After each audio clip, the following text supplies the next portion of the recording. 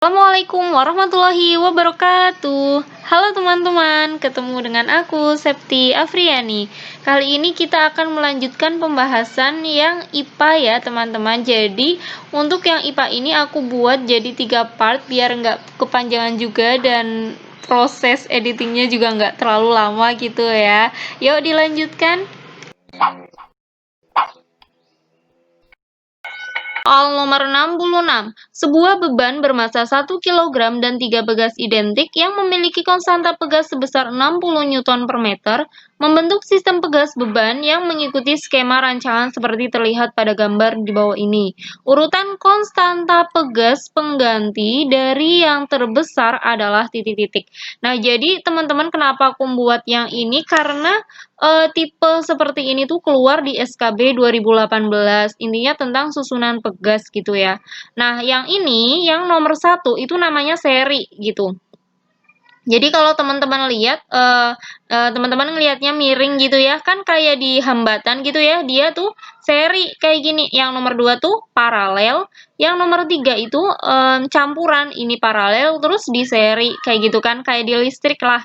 Cuman bedanya kalau di listrik itu kalau paralel kan 1/R 1/R gitu-gitu kan. Kalau seri yang tambah. Nah, kalau di pegas itu kebalikan. Jadi kalau yang seri itu yang seper-seper, yang paralel yang tambah-tambah.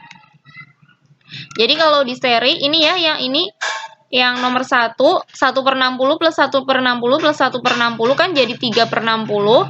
KS-nya kita balik jadi 60 bagi 3, 20 gitu kan. Nah, selanjutnya yang nomor 2 itu kan paralel. Nah, kalau paralel, kalau dipegas itu cuma ditambah-tambah. Intinya tuh kebalikannya listrik gitu ya. Nah, jadi 60 tambah 60 tambah 60, 180. Nah, selanjutnya nomor 3 itu kan gabungan. Berarti kita hitung dulu yang paralel, yang ini. 60 tambah 60, 120. Terus kita seri, jadi 120 plus, 1/60 plus 1/120 gitu ya. Kita samakan, kan jadi pernya 120. Ini jadi 2.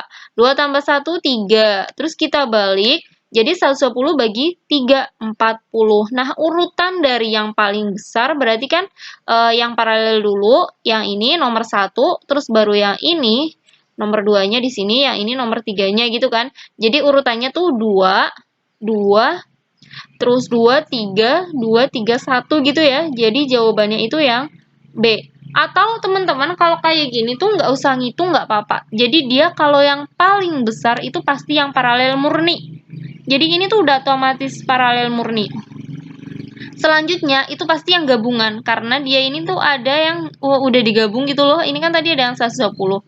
Habis itu pasti yang gabungan kayak gini. Nah, nanti yang terakhir itu yang paling kecil itu yang seper-seper doang yang seri murni. Yang ini. Jadi kan jawabannya 2, 3, 1 gitu. Soal nomor 67. Sebuah benda berada 15 cm di depan cermin cembung yang mempunyai fokus 10 cm. Jika benda digeser 10 cm mendekati cermin, maka sifat bayangannya menjadi yang jelas itu kalau ini kan cermin cembung gitu ya, teman-teman. Kalau cembung itu pasti maya dan tinggal pokoknya maya gitu ya. Yang D dan E itu udah jelas salah gitu, pasti maya. Tinggal lebih kecil, lebih besar, apa sama besar dari bayangan awalnya. Kalau secara apa sih ya namanya? Secara kenyataan ya. Itu pasti bayangannya lebih kecil dari bendanya. Cuman dari kondisi awal dan akhir tuh lebih kecil apa lebih besar gitu kan. Jadi kita perlu mengetahui perbesarannya pas awal berapa, akhirnya berapa. Ini ya kondisi awalnya, bendanya itu berada 15 cm gitu kan. Jadi S1-nya itu 15, terus fokusnya kan tetap 10 cm. Nah, kita cari dulu, nah, selanjutnya ini untuk S2-nya itu kan jadi 5 cm kok bisa? Karena dia digeser 10 cm mendekati cermin. Tadinya kan 15, terus digeser mendekati cermin. 10 cm kan maju 10 cm. Jadi tuh dia 5 cm. Terus aksennya atau bayangannya berapa gitu kan? Bayangannya berapa? Bayangannya gimana gitulah intinya. Nah, sifat bayangan cermin cembung itu maya tegak lebih kecil dari bendanya ya, bukan kondisi awal akhirnya, kita belum tahu. Nah, jarak sifat bayangannya gimana gitu ya.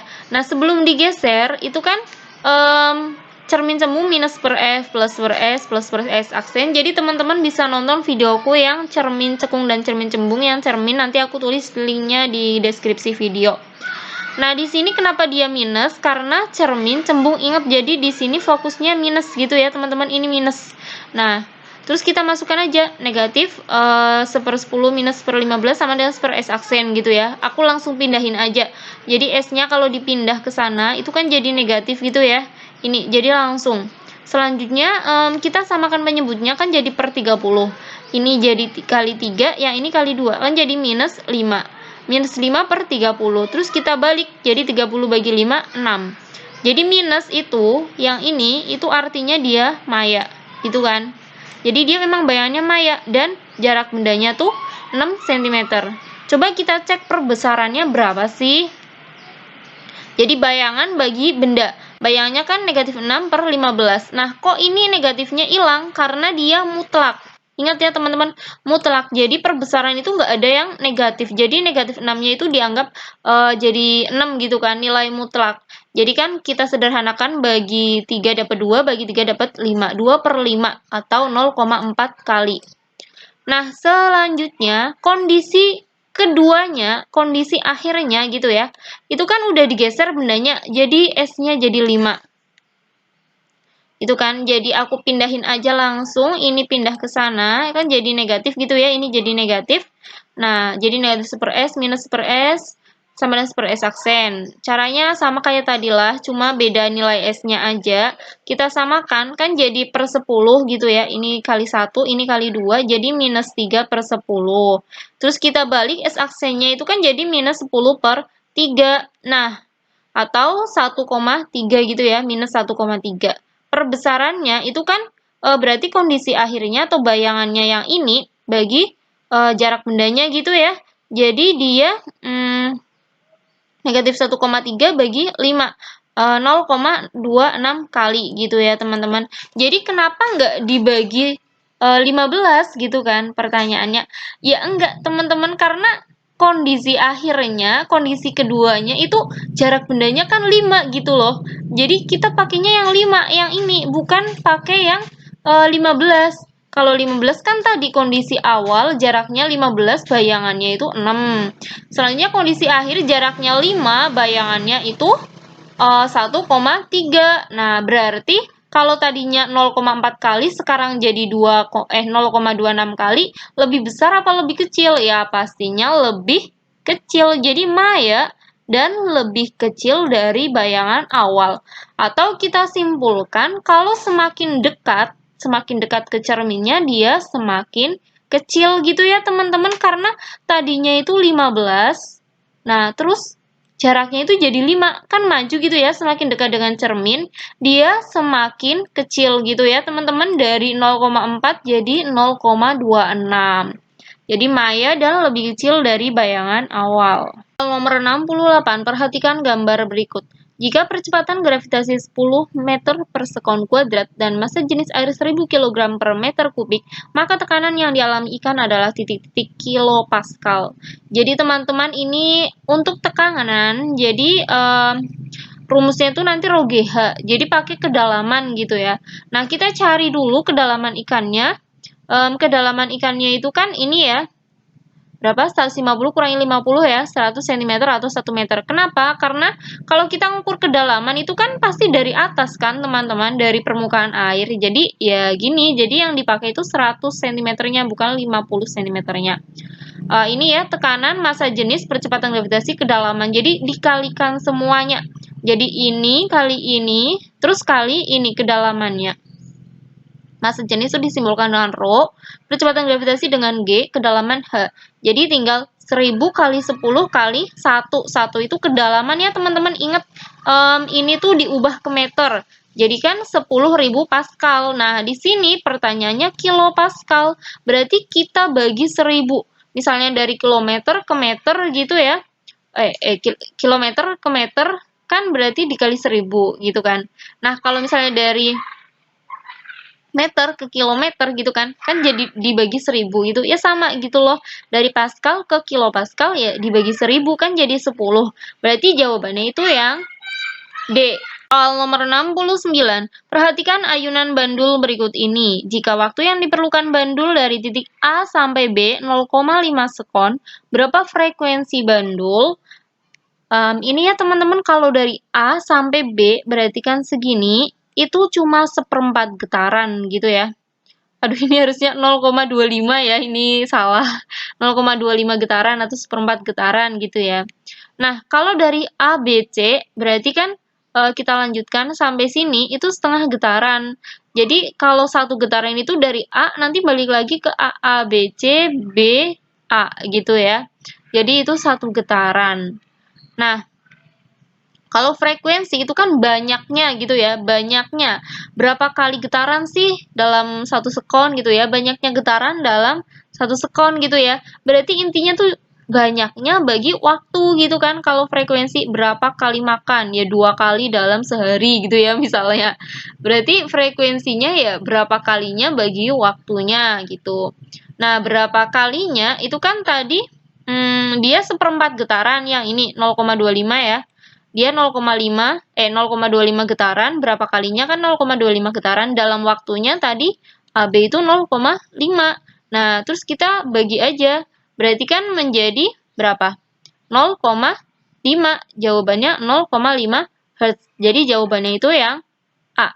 Soal nomor 70, perhatikan grafik hubungan tegangan dan regangan beberapa kawat berikut ini. Urutan modulus elastis dari yang paling besar adalah titik-titik gitu ya. Nah, teman-teman, ini tuh mohon maaf aku tuh ada kesalahan. Jadi tuh harusnya ini tuh tegangan dan di sini regangan, bukan gaya dan pertambahan panjang. Kalau gaya dan pertambahan panjang nanti arahnya ke konstanta pegas. Cuma nanti jawabannya juga sama sih. Mohon maaf ya. Kalau misalnya modulus elastis itu kan tegangan bagi regangan gitu ya teman-teman. Jadi tuh kalau misalnya tegangannya sama tapi regangannya kecil gitu ya. Tegangannya sama, regangannya kecil kan berarti hasilnya besar gitu ya teman-teman.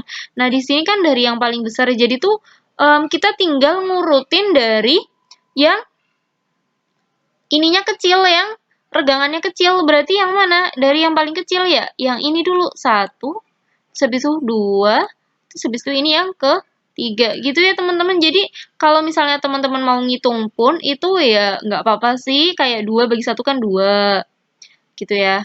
Nah, terus 2 bagi 2 kan 1 gitu ya.